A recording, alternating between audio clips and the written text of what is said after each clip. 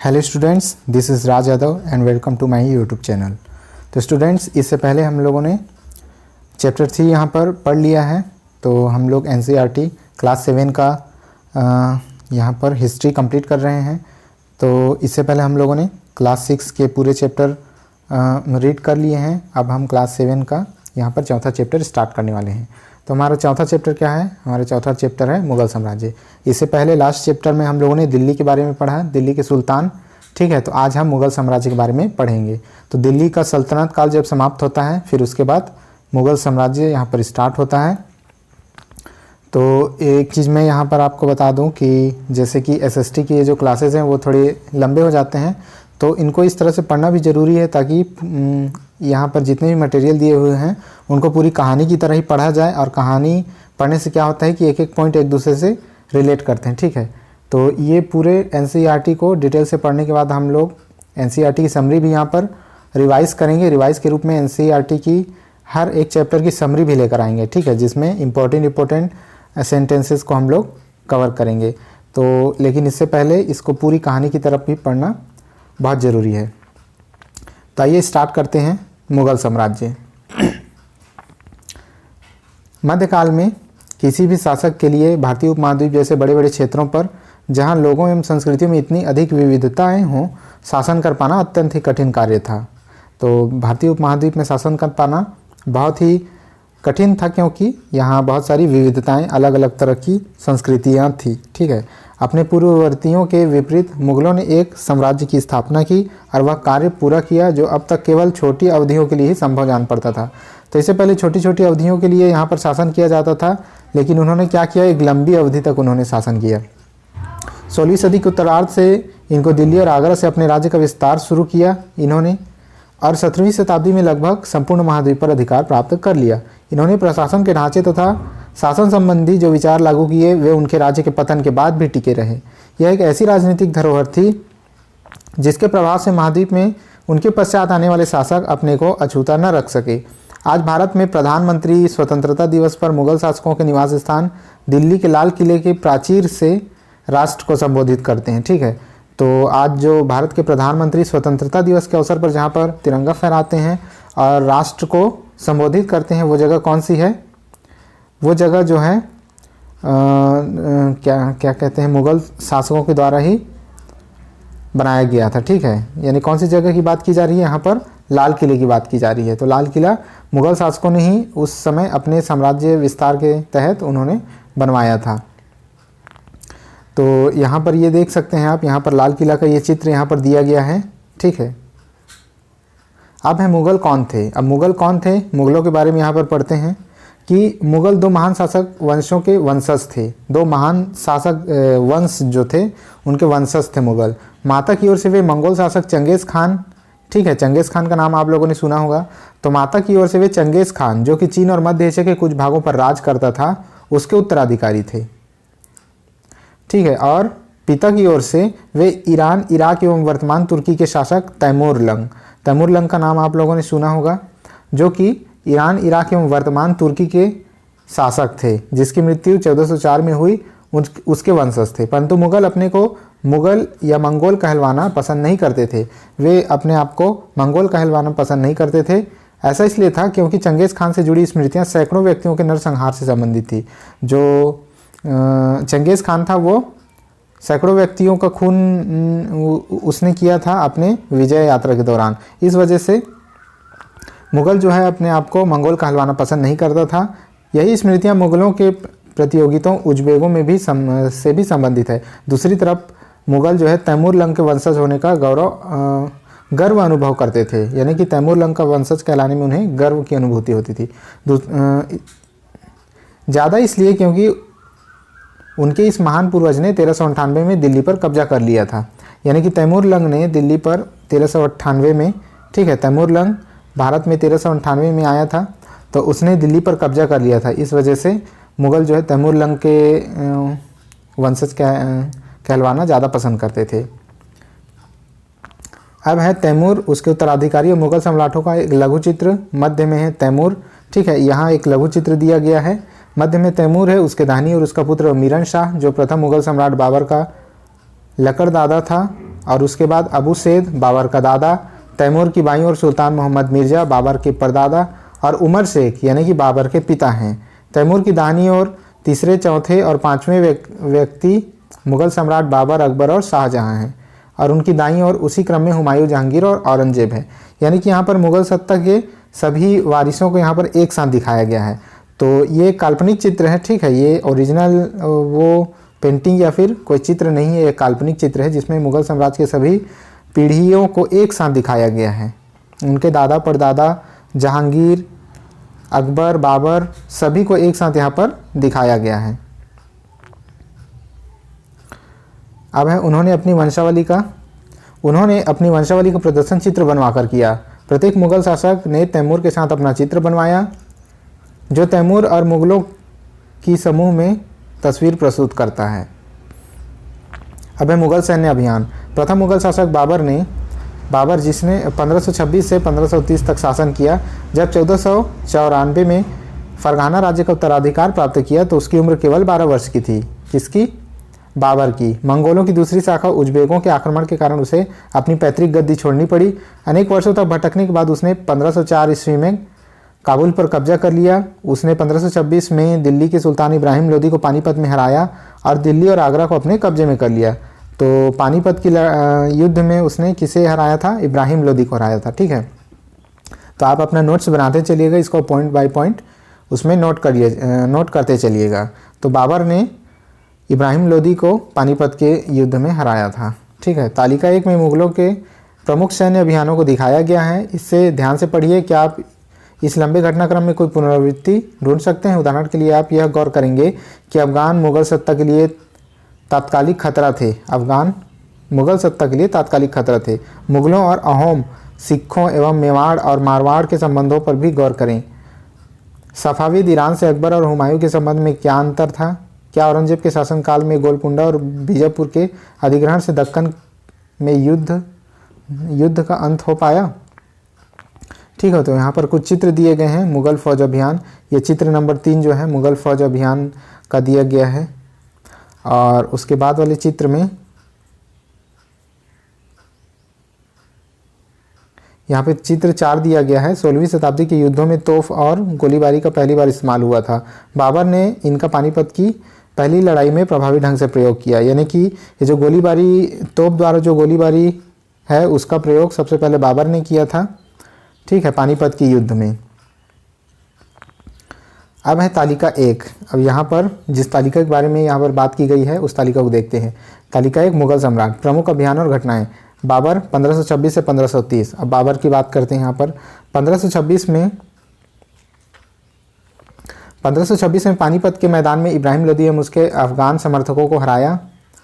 1527 में खानुआ में राणा सांगा राजपूतों, राजाओं और उनके समर्थकों को हराया। 1528 में चंदेरी में राजपूतों को हराया। अपनी मृत्यु से पहले दिल्ली और आगरा में मुग़ल नियंत्रण स्थापित किया। दिल्ली और आगरा में अपना मुग़ल नियंत्रण बाबर ने स्थापित किया था, ठीक है। अब है हुमायूं 1530 से 1540, ठीक है, 10 साल। उसके बाद फिर से 1555 से 1556 तक हुमायूं ने अपने पिता की वसीयत के अनुसार जायदाद का बंटवारा किया। प्रत्येक भाई को एक प्रांत मिला। उसके भाई मिर्ज़ा कामरान की महत्वाकांक्षाओं के कारण हुमायूं अपने अफ़गान प्रतिद्वंदियों के सामने फीका पड़ गया। शेर खान ने हुमायूं को 2 बार हराया, ठीक है, शेर खान ने हुमायूं को 2 बार हराया था। 1539 में चौसा में और 1540 में कन्नौज में, फिर हरा करके उसे वहाँ से खदेड़ दिया था। इन पराजयों ने उसे ईरान की ओर भागने को बाध्य कर दिया था। ईरान में हुमायूं ने सफाविद शाह की मदद ली। उसने 1555 में दिल्ली पर पुनः कब्जा कर लिया, परंतु उससे अगले वर्ष इस इमारत में एक दुर्घटना में उसकी मृत्यु हो गई थी, ठीक है। अब आता है अकबर का काल 1556 से लेकर के 1605 तक, यानी अकबर ने काफ़ी लंबे समय तक शासन किया था। तो 13 वर्ष की अल्पायु में अकबर सम्राट बना। उसके शासनकाल को 3 अवधि में विभाजित किया जा सकता है। पहला है 1556 और 1570 के मध्य। अकबर अपने संरक्षक बैरम खां और अपने घरेलू कर्मचारियों से स्वतंत्र हो गया। उसने सूरी तथा अन्य अफगानों, निकटवर्ती राज्यों मालवा और गोंडवाना तथा अपने सौतेले भाई मिर्ज़ा हकीम और उज्बेकों के विद्रोह को दबाने के लिए सैन्य अभियान चलाए। 1568 में सिसोदिया की राजधानी चित्तौड़ और 1569 में रणथंभौर पर कब्जा किया था। अब दूसरा है उसके शासनकाल को जो 3 अवधियों में बांटा गया है, तो दूसरी अवधि है 1570 और 1585 के मध्य। ठीक है, तो यहाँ पर दिया है 1570 और 85 के मध्य गुजरात के विरुद्ध सैनिक अभियान हुए। इन अभियानों के पश्चात उसने पूर्व में बिहार, बंगाल और उड़ीसा में अभियान चलाए, जिन्हें 1579-80 में मिर्जा हकीम के पक्ष में हुए विद्रोह ने और जटिल कर दिया। और तीसरा जो है, जो तीसरी कालावधि की बात की गई है, उसमें 1585 से 1605 के मध्य अकबर के साम्राज्य का विस्तार हुआ। उत्तर पश्चिम में अभियान चलाए गए, सफाविदों को हराकर कांधार पर कब्जा किया गया और कश्मीर को भी जोड़ लिया गया। मिर्जा हकीम की मृत्यु के पश्चात काबुल को भी उसने अपने राज्य में मिला लिया। दक्कन में अभियानों की शुरुआत हुई और बरार, खानदेश और अहमदनगर के हिस्सों को भी उसने अपने राज्य में मिला लिया। फिर दिया है कि अपने शासन के अंतिम वर्षों में अकबर की सत्ता राजकुमार सलीम के विद्रोहों के कारण लड़खड़ाई। तो राजकुमार सलीम जो उनके बेटे थे, उनके कारण उनकी सत्ता थोड़ी सी लड़खड़ा गई थी। वहीं सलीम आगे चलकर सम्राट जहांगीर कहलाया। तो जो अकबर के जो पुत्र थे जहांगीर, उनका नाम क्या था? सलीम। ठीक है, अब है सलीम यानी कि जहांगीर के बारे में देखते हैं। जहांगीर ने अकबर के सैन्य अभियानों को आगे बढ़ाया। तो जो काम अकबर ने शुरू किया था उसको सलीम ने आगे बढ़ाया, यानी कि जहांगीर ने। मेवाड़ के सिसोदिया शासक अमर सिंह ने मुगलों की सेवा स्वीकार की। इसके बाद सिखों, अहोमों और अहमदनगर के खिलाफ अभियान चलाए गए, जो पूर्णतः सफल नहीं हुए। जहांगीर के शासन के अंतिम वर्षों में राजकुमार खुर्रम, जो बाद में सम्राट शाहजहां कहलाया, ठीक है, तो शाहजहां का शुरुआती नाम क्या था? खुर्रम, उसने विद्रोह कर दिया। जहांगीर की पत्नी नूरजहां ने शाहजहां को हाशिए पर ढकेलने के प्रयास किए, जो असफल रहे। तो जहांगीर की जो पत्नी थी नूरजहां, उसने शाहजहां को हाशिए पर ढकेलने का प्रयास किया था, जिसमें वो असफल रही थी। इसके बाद आते हैं शाहजहां के बारे में। दक्कन में शाहजहां के अभियान जारी रहे। अफगान अभिजात खान जहान लोदी ने विद्रोह किया और पराजित हुआ। अहमदनगर के विरुद्ध अभियान हुआ, जिसमें मुंगेलों की हार हुई और ओरछा पर कब्जा कर लिया गया। उत्तर पश्चिम में बल्ख पर कब्जा करने के लिए उज्बेकों के विरुद्ध अभियान हुआ, जो असफल रहा। परिणाम स्वरूप कंधार सफाविदों के हाथ में चला गया। 1632 में अंततः अहमदनगर को मुगलों के राज्य में मिला लिया गया और बीजापुर की सेनाओं ने सुलह के लिए निवेदन किया। ठीक है, फिर 1657 से 58 में शाहजहां के पुत्रों के बीच उत्तराधिकार को लेकर झगड़ा शुरू हो गया। इसमें औरंगजेब को विजय हुई और दारा शिकोह समेत उसके 3 भाइयों को मौत के घाट उतार दिया गया। तो जो शाहजहां उसके 4 बेटों में युद्ध हुआ, जिसमें एक था दारा शिकोह और एक था औरंगजेब। ठीक है, तो जो औरंगजेब है उसकी विजय हुई और बाकी तीनों भाइयों को मौत के घाट उतार दिया गया। शाहजहां को उसके शेष जिंदगी के लिए आगरा में कैद कर लिया गया। जो शाहजहां थे उनको उनके अंतिम दिनों में आगरा में कैद कर लिया गया। अब पढ़ते हैं औरंगजेब के बारे में। नंबर 1, 1663 में उत्तर पूर्व में अहोमों की पराजय हुई, परंतु उसमें 1680 में पुनः विद्रोह कर दिया। उत्तर पश्चिम में यूसुफजई और सिखों के विरुद्ध अभियानों को अस्थायी सफलता मिली। मारवाड़ के राठौड़ राजपूतों ने मुगलों के खिलाफ विद्रोह किया। इसका कारण था कि उनकी आंतरिक राजनीति और उत्तराधिकार के मसलों में मुगलों का हस्तक्षेप। तो मराठा सरदार शिवाजी के विरुद्ध मुगल अभियान प्रारंभ में सफल रहे, परंतु औरंगजेब ने शिवाजी का अपमान किया और शिवाजी आगरा स्थित मुगल कैदखाने से भाग निकले। तो औरंगजेब ने जब शिवाजी को कैद करने का प्रयास किया तो उसके साथ ही उनका अपमान भी किया। ठीक है, तो उस अपमान की वजह से फिर वो उस कैद खाने से भाग निकले और बाद में उन पर भारी पड़ गए। उन्होंने अपने को स्वतंत्र शासक घोषित करने के पश्चात मुगलों के विरुद्ध पुनः अभियान चलाए। राजकुमार अकबर ने औरंगजेब के विरुद्ध विद्रोह किया, जिसमें उसे मराठों और दक्कन की सल्तनत का सहयोग मिला। अंततः वह सफाविद ईरान भाग गया। फिर दूसरा है, अकबर के विरोध के पश्चात औरंगजेब ने दक्कन के शासकों के विरुद्ध सेनाएं भेजी। 1685 में बीजापुर और 1687 में गोलकुंडा के मामलों में मुगलों ने अपने राज्य में मिला लिया। ठीक है, गोलकुंडा को और बीजापुर को अपने राज्य में मिला लिया। 1698 में औरंगजेब ने दक्कन के मराठों को छापामार पद्धति का उपयोग कर रहे थे के विरुद्ध अभियान का प्रबंध स्वयं किया। किसने? औरंगजेब ने। औरंगजेब को उत्तर भारत में सिखों, जाटों और सतनामियों, उत्तर पूर्व में अहोमों और दक्कन में मराठों के विद्रोहों का सामना करना पड़ा। उसकी मृत्यु के पश्चात उत्तराधिकार के लिए युद्ध शुरू हो गया। औरंगजेब की मृत्यु के पश्चात फिर से शुरू हो गया उत्तराधिकार का युद्ध। मानचित्र 1 में क्या दिया गया है? अकबर का शासन 1605 ईस्वी में। यानी कि आप देख सकते हैं यहाँ तक अकबर का शासन था। राजपूतों के साथ मुगलों की शादियाँ, राजपूतों के साथ मुगलों की शादियाँ। जहांगीर की माँ कच्छवा की राजकुमारी थी। वह अंबर वर्धमान में जयपुर के राजपूत के शासक की पुत्री थी। कौन? जहांगीर की माँ। शाहजहां की माँ एक राठौर राजकुमारी थी। वह मारवाड़ जोधपुर के राजपूत शासक की पुत्री थी। उत्तराधिकार की मुगल परंपराएं, उत्तराधिकार की परंपराएं यहाँ दी गई हैं। मुगल ज्येष्ठाधिकार के नियम में विश्वास नहीं करते थे, यानी कि जो बड़े पुत्र हैं उनको ही अधिकार मिलेगा, इस पर वो विश्वास नहीं करते थे। जिसमें ज्येष्ठ पुत्र अपने पिता के राज्य का उत्तराधिकारी होता था, इस बात पर वो विश्वास नहीं करते थे। इसके विपरीत उत्तराधिकार में वे सहदायाद की मुगल और तैमूर वंशों की प्रथा को अपनाते थे, जिसमें उत्तराधिकार का विभाजन समस्त पुत्रों में कर दिया जाता था। तालिका 1 में दिए गए रंगीन उदाहरणों को पहचानिए और मुगल राजकुमार के विद्रोहों से जुड़े प्रमाणों पर गौर कीजिए। मुगलों के अन्य शासकों के साथ संबंध। तालिका 1 को फिर से देखें। आप पाएंगे कि मुगलों ने उन शासकों के विरुद्ध लगातार अभियान किए जिन्होंने उसकी सत्ता को स्वीकार करने से इनकार कर दिया। जब मुगल शक्तिशाली हो गए तो अन्य कई शासकों ने स्वेच्छा से उनकी सत्ता स्वीकार कर ली। राजपूत इसका एक अच्छा उदाहरण है। अनेकों ने मुगल घराने में अपनी पुत्रियों को विवाह करके उच्च पद प्राप्त किए, परंतु कईयों ने विरोध भी किया। मेवाड़ की सिसोदिया राजपूत लंबे समय तक मुगलों की सत्ता को स्वीकार करने से इनकार करते रहे। तो मेवाड़ के जो सिसोदिया राजपूत हैं वो बहुत लंबे समय तक उनके सत्ता को स्वीकार नहीं कर रहे थे, परंतु जब वे हारे तो मुगलों ने उनके साथ सम्मानीय व्यवहार किया और उन्हें उनकी जागीरें वतन जागीर के रूप में वापस कर दी। पराजित करने परंतु अपमानित न करने के बीच सावधानी से बनाए गए संतुलन की वजह से मुगल भारत के अनेक शासकों और सरदारों पर अपना प्रभाव बढ़ा पाए, परंतु इस संतुलन को हमेशा बरकरार रखना कठिन था। एक बार फिर तालिका 1 देखें।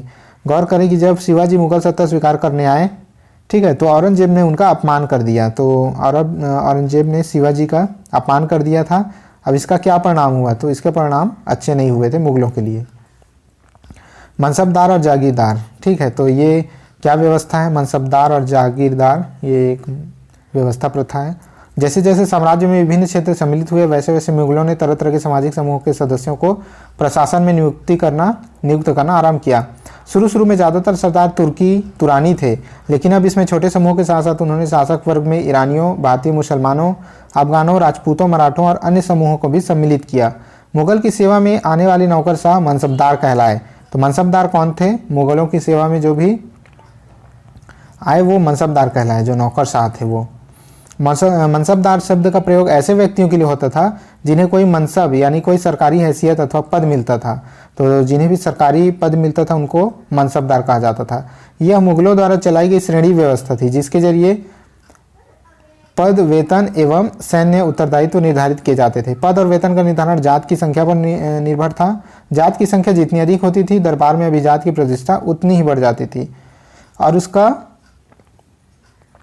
वेतन भी उतना ही अधिक होता था। जो सैन्य उत्तरदायित्व मनसबदारों को सौंपे जाते थे, उन्हीं के अनुसार उन्हें घुड़सवार रखने पड़ते थे। तो जिनमें जातों की संख्या ज़्यादा होती थी उन्हें अधिक वेतन दिया जाता था, उनकी प्रतिष्ठा भी अधिक होती थी। मनसबदार अपने सवारों को निरीक्षण के लिए लाते थे। वे अपने सैनिकों के घोड़े दगवाते थे और सैनिकों का पंजीकरण करवाते थे। तो घोड़े को दागकर उनका पंजीकरण किया जाता था। ये कार्यवाही के बाद ही उन्हें सैनिकों को वेतन के लिए धन मिलता था। मनसबदार अपना वेतन राजस्व एकत्रित करने वाले भूमि के रूप में पाते थे, जिन्हें जागीर कहते थे और जो तकरीबन इक्ताओं के समान ही थी। परंतु मनसबदार मुक्तियों से भिन्न थे। इससे पहले हम लोगों ने मुक्ति के बारे में पढ़ा था। तो मनसबदार जो है मुक्तियों से भिन्न थे, अपने जागीरों पर नहीं रहते थे और न ही उन पर प्रशासन करते थे। उनके पास अपनी जागीरें केवल राजस्व एकत्रित करने का अधिकार था, ठीक है। यह राजस्व उनके नौकर उनके लिए एकत्रित करते थे, जबकि वे स्वयं देश के किसी अन्य भाग से सेवारत थे। दूसरे भाग से वो अपना सेवा प्रदान करते रहते थे और उनके सैनिक उनके लिए, उनके नौकर उनके लिए राजस्व एकत्रित करते थे। अब इस चित्र में आप देख सकते हैं कि अपने सवारों के साथ एक मनसबदार अभियान पर है, ठीक है। अपने सवारों के साथ एक मनसबदार अभियान पर निकला है। शाहजहां ने, चित्र 6 में, शाहजहां ने राजकाल के एक लघु चित्र के ब्यौरे जहां जहांगीर के समय के भ्रष्टाचार को दिखाया गया है। भ्रष्ट अफसर रिश्वत लेते हुए, ये देखिए यहाँ पर ये चित्र जो है भ्रष्ट अफसर के रिश्वत लेते हुए यहाँ पर एक चित्र दिया गया है। यहाँ रिश्वत को दर्शाया गया है और यहाँ पर जो अत्याचार है उसको दर्शाया गया है। अकबर के शासनकाल में, ठीक है, अकबर के शासनकाल में इन जागीरों का सावधानीपूर्वक आकलन किया जाता था ताकि इनका राजस्व मनसबदार के वेतन के तकरीबन बराबर रहे। औरंगजेब के शासनकाल तक पहुंचते पहुंचते स्थिति बदल गई। अब प्राप्त राजस्व मनसबदार के वेतन से बहुत कम था। मनसबदारों की संख्या में भी अधिक वृद्धि हुई, जिसके कारण उन्हें जागीर मिलने से पहले एक लंबा इंतजार करना पड़ता था। इन सभी कारणों से जागीरों की संख्या में कमी हो गई। फलस्वरूप कई जागीरदार जागीर रहने पर यह कोशिश करते थे कि वे जितना राजस्व वसूल सकें कर लें। अपने शासनकाल के अंतिम वर्षों में औरंगजेब ने इन परिवर्तनों पर नियंत्रण नहीं रख पाया। इस कारण किसानों को अत्यधिक मुसीबतों का सामना करना पड़ा। तो जो जागीरदार थे, मौका मिलने पर, है ना, हमारी जागीरदारी चली जाएगी, यह सोच करके वे अधिक से अधिक मात्रा में कर वसूलने का प्रयास करते थे, जिसके कारण आम लोगों को तकलीफ होती थी। अब है जब्त और जमींदार प्रथा। तो जब्त और जमींदार प्रथा या व्यवस्था क्या है? मुगलों की आमदनी का प्रमुख साधन किसानों की उपज से मिलने वाला राजस्व था। अधिकतर स्थानों पर किसान ग्रामीण कुलीनों यानी कि मुखिया या स्थानीय सरदारों के माध्यम से राजस्व देते थे। समस्त मध्यस्थों के लिए, चाहे वे स्थानीय ग्राम के मुखिया हो या फिर शक्तिशाली सरदार हों, मुगल एक ही शब्द जमींदार का प्रयोग करते थे। अकबर के राजस्व मंत्री टोडरमल ने, ठीक है, ये टोडरमल का नाम याद रखिएगा। अकबर के राजस्व मंत्री टोडरमल ने 10 साल यानी कि 1570 से 80 की कालावधि के लिए कृषि की पैदावार, कीमतों और कृषि की भूमि की सावधानीपूर्वक सर्वेक्षण किया। इन आंकड़ों के आधार पर प्रत्येक फसल पर नकद के रूप पर राजस्व निश्चित कर दिया। प्रत्येक सूबे प्रांत और राजस्व मंडलों में बांटा गया और प्रत्येक की हर फसल के लिए राजस्व दर की अलग सूची बनाई गई। राजस्व प्राप्त करने की इस व्यवस्था को जब्त कहा जाता है। तो जब्त, राजस्व वसूलने की जो जब्त प्रथा है उसका निजात, उसका आविष्कार किसने किया था? टोडरमल ने किया था। यह व्यवस्था उन स्थानों पर प्रचलित थी जहां मुगल प्रशासनिक अधिकारी भूमि का निरीक्षण कर सकते थे और सावधानीपूर्वक उनका हिसाब रख सकते थे। ऐसे निरीक्षण गुजरात और बंगाल जैसे प्रांत में संभव नहीं हो पाया। कुछ क्षेत्रों में जमींदार इतने शक्तिशाली थे कि मुगल प्रशासकों द्वारा शोषित किए जाने की स्थिति में वे विद्रोह कर सकते थे। कभी कभी एक ही जाति के जमींदार और किसान मुगल सत्ता के खिलाफ मिलकर विद्रोह कर देते थे। 17वीं शताब्दी के आखिर में ऐसे किसान विद्रोहों ने मुगल साम्राज्य के स्थायित्व को चुनौती दे डाली। ठीक है, 17वीं शताब्दी में। अब पढ़ते हैं अकबरनामा। अकबरनामा क्या है और आईने अकबरी के बारे में। अकबर ने अपने करीबी मित्र और दरबारी अबुल फजल को, ठीक है, उनके जो दरबारी थे अबुल फजल को आदेश दिया कि वो उसके शासनकाल का इतिहास लिखे। अबुल फजल ने यह इतिहास 3 जिल्दों में लिखा है। इसका शीर्षक है अकबरनामा। तो जो मुगल साम्राज्य का जो इतिहास उन्होंने लिखा है उसका शीर्षक क्या है? अकबरनामा है। पहली जिल्द में अकबर के पूर्वजों का बयान है, दूसरी में अकबर के शासनकाल की घटनाओं का विवरण है और तीसरी जिल्द आईने अकबरी है। तो जो तीसरी जिल्द है उसका नाम है आईने अकबरी। यानी कुल मिला के जो अकबरनामा वो उसकी पूरी पुस्तक का नाम है और जो उसके 3 जिल्द हैं तो तीसरी जिल्द का नाम है आईने अकबरी। ठीक है, इसमें अकबर के प्रशासन, घराने, सेना, राजस्व और साम्राज्य के भूगोल का ब्यौरा मिलता है। इसमें समकालीन भारत के लोगों की परंपराओं और संस्कृतियों का भी विस्तृत वर्णन है। आईने अकबरी का सबसे रोचक आयाम है विविध प्रकार की चीज़ों, फसलों, पैदावार, कीमतों, मजदूरी और राजस्व का सांख्यिकीय विवरण। अकबर की नीतियाँ। अब पढ़ते हैं अकबर की नीतियाँ, नज़दीक से एक नज़र। प्रशासन के मुख्य अभिलक्षण अकबर ने निर्धारित किए थे और इसका विस्तृत वर्णन अबुल फजल का अकबरनामा विशेषकर आईने अकबरी में मिलता है। अबुल फजल के अनुसार साम्राज्य कई प्रांतों में बटा हुआ था जिन्हें सूबा कहा जाता था। तो कई प्रांतों में बटा हुआ था अकबर का साम्राज्य, जिसे सूबा कहा जाता था। सूबा के प्रशासक सूबेदार कहलाते थे जो राजनैतिक तथा सैनिक दोनों प्रकार के कार्यों का निर्वाह करते थे। प्रत्येक प्रांत में एक वित्तीय अधिकारी भी होता था जो दीवान कहलाता था। कानून और व्यवस्था बनाए रखने के लिए सूबेदार को अन्य अफसरों का सहयोग प्राप्त था, जैसे कि बख्शी यानी कि सैनिक वेतनाधिकारी, सदर यानी कि धार्मिक और धर्मार्थ किए जाने वाले कार्यों का मंत्री, फौजदार यानी कि सेना नायक और कोतवाल यानी कि नगर का पुलिस अधिकारी। इन सभी का उसे योगदान प्राप्त था। जहांगीर के दरबार पर नूरजहां का प्रभाव। तो जहांगीर का जो दरबार था, जहांगीर के शासन में नूरजहां का बहुत प्रभाव था। मेहरुन्निसा ने 1611 में जहांगीर से विवाह किया और उसे नूरजहां का खिताब मिला। तो जो मेहरुन्निसा थी उसने जहांगीर से विवाह किया था। उसे नूरजहां का नाम मिला। नूरजहां हमेशा जहांगीर के प्रति अत्यधिक वफादार रही और उसकी समय समय पर सहयोग देती रही। नूरजहां के सम्मान में जहांगीर ने चांदी के सिक्के जारी किए, जिसमें एक और उसके स्वयं के खिताब उत्कीर्ण थे और दूसरी ओर यह वाक्य लिखा था कि रानी बेगम नूरजहां के नाम से गढ़ा हुआ। बाईं ओर दिए गए दस्तावेज नूरजहां द्वारा जारी किया गया आदेश यानी कि फरमान है। चौकोर मोहर बताती है उदात्त और महान महारानी नूरजहां पादशाह बेगम का आदेश। गोल मोहर के अनुसार शाहजहांगीर के प्रताप से महारानी चंद्रमा जैसी वैभवशाली बन गई। हम कामना करते हैं कि नूरजहां पादशाह इस युग की सर्वोत्तम महिला बने। ये सब उस समय की उसमें मोहरों में लिखाया हुआ है।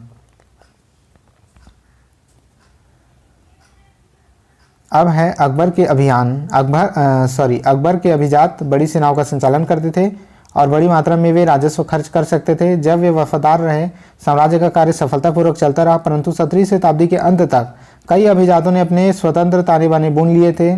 17वीं शताब्दी के अंत तक कई अभिजात वर्गों ने अपने अपने एक गुट बना लिए थे। साम्राज्य के प्रति उनकी वफादारी उनके निजी हितों के कारण कमजोर पड़ गई थी।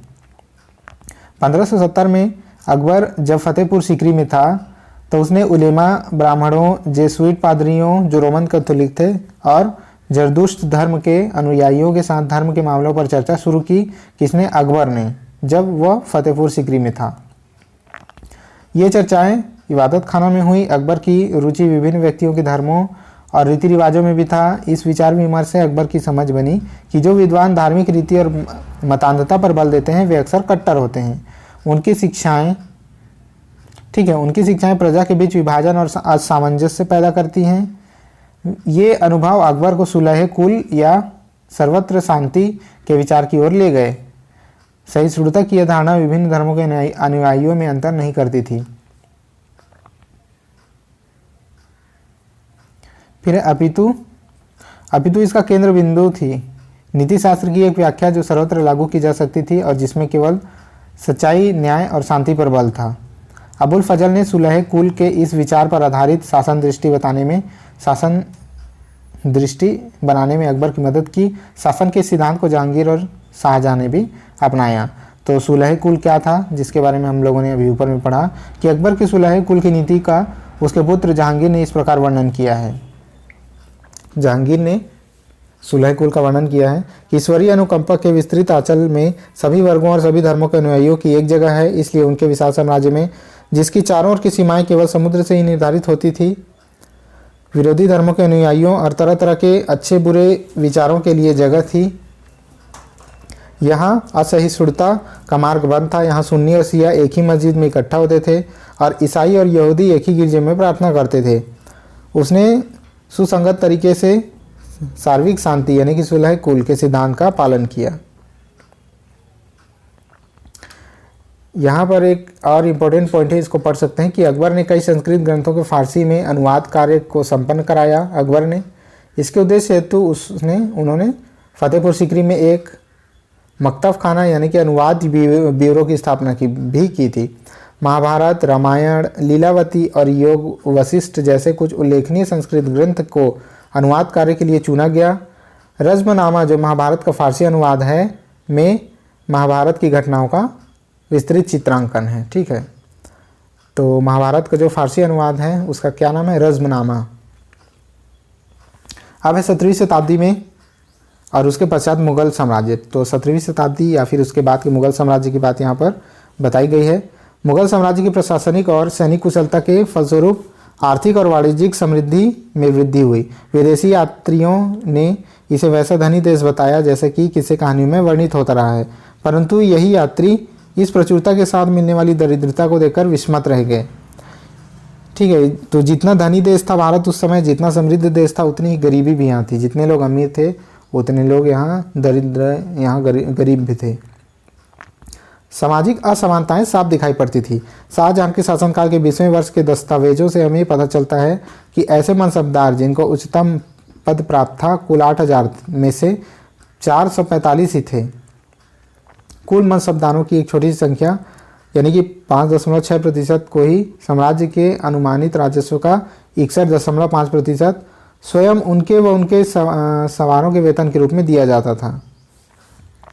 तो इसी से आप समझ सकते हैं कि कुल मनसबदारों की एक छोटी सी संख्या यानी कुल मनसबदारों की 5.6% जनसंख्या को ही राजस्व का 61% दे दिया जाता था।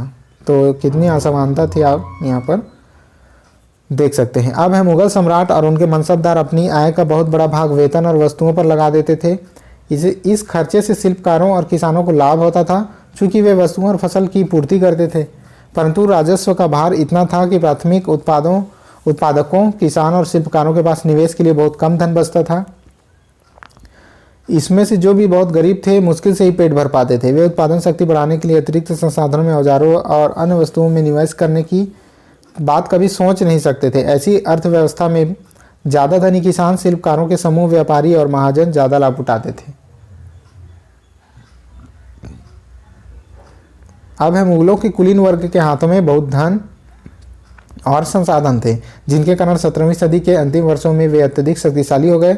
जैसे जैसे मुगल सम्राट की सत्ता पतन की ओर बढ़ती गई, वैसे वैसे विभिन्न क्षेत्रों में सम्राट के सेवक स्वयं ही सत्ता के शक्तिशाली केंद्र बनने लगे।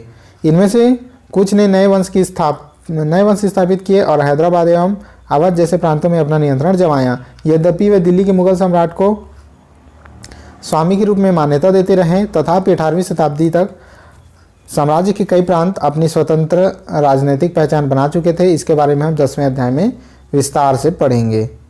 ठीक है, तो अब चैप्टर का लास्ट छोर यहाँ पर स्टार्ट हो गया है कि अन्यत्र। ठीक है, राजा और रानियाँ यानी कि भारत से बाहर की बात यहाँ पर की गई है। 16वीं सदी में मुगलों के लगभग समकालीन संसार के विभिन्न भागों में भी कई महान राजा रानियाँ थे। ठीक है, 16वीं शताब्दी में मुगलों के लगभग समकालीन मुगलों के समय पर ही संसार के विभिन्न भागों में कई महान राजा और रानियाँ थे। इनमें ऑटोमन तुर्की के सुल्तान सुलेमान शामिल हैं। उसके राज में ऑटोमन राज्य का विस्तार यूरोप की ओर हुआ। उसने हंगरी को अपने राज्य के साथ मिला लिया और ऑस्ट्रिया को घेर लिया। उसकी फौजों ने बगदाद और इराक भी हथिया लिया। मोरक्को तथा उत्तरी अफ्रीका का बहुत बड़ा ऑटोमन सत्ता को मानता था, बहुत सा हिस्सा ऑटोमन सत्ता को मानता था। सुलेमान ने ऑटोमन नौसेना का पुनर्गठन किया। पूर्वी भूमध्य सागर के इलाकों पर इस नौसेना के प्रभुत्व की वजह से स्पेन के साथ उसकी प्रतिस्पर्धा हुई। अरब सागर में इस नौसेना ने पुर्तगालियों को चुनौती दी। सम्राट को अल कानूनी यानी कि विधि निर्माता का खिताब दिया गया, क्योंकि उसके शासनकाल में बड़ी संख्या में नियम कानून बनाए गए।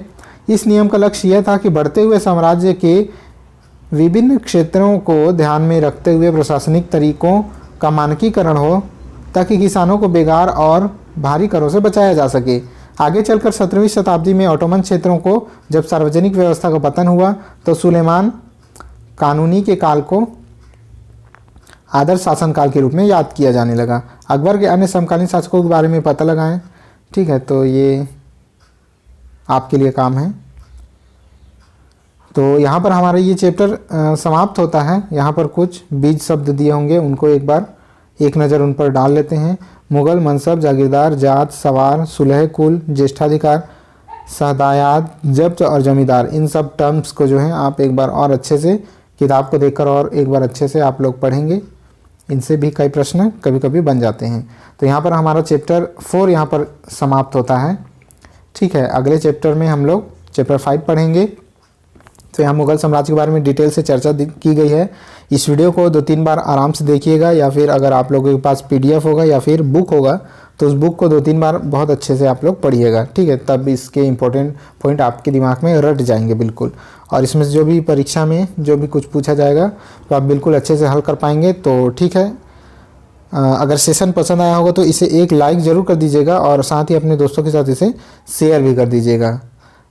और अगर आप चैनल पर नए हैं या फिर अगर आप लोगों ने इस चैनल को अभी तक सब्सक्राइब नहीं किया है तो इस चैनल को सब्सक्राइब कर लें और बेल आइकन को प्रेस करके रख लें, ताकि मैं जो भी वीडियोस अपलोड करूं तो आप लोगों तक तुरंत नोटिफिकेशन आ जाए। तो आज की वीडियो में बस इतना ही। अब मिलते हैं नेक्स्ट वीडियो में, तब तक के लिए जय हिंद।